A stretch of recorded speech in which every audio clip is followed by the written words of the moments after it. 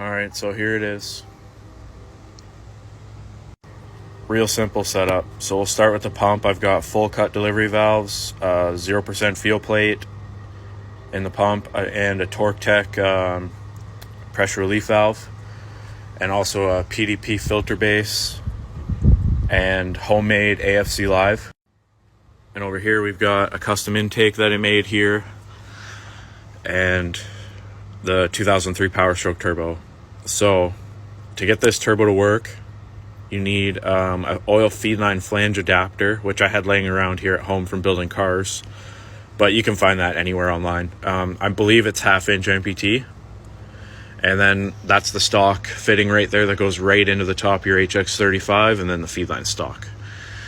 And for your turbine inlet, Ford uses a 2.2 inch V-band, I believe.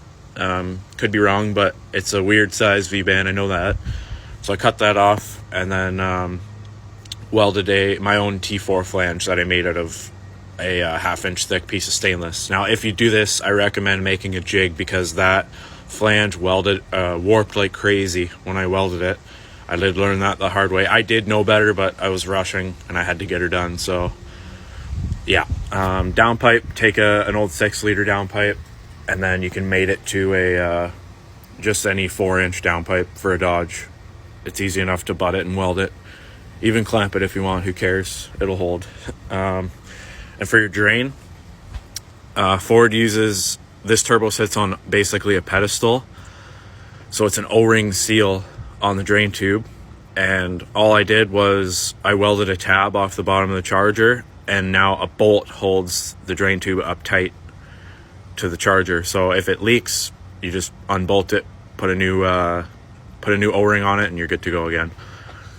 Other than that, it's pretty simple. Can't go wrong with a mechanical setup.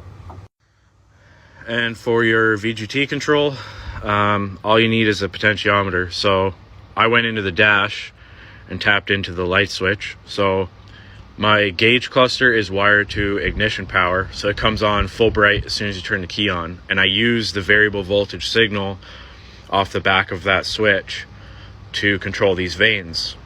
Now my plan in the future is to make a little air manifold with 4 pressure switches and have each switch put out a different amount of voltage. So it would start high and go low, because the more voltage you give this charger, the more closed the vanes are. So as you hit boost, you want those vanes to start opening, right? So we'll see what I can do.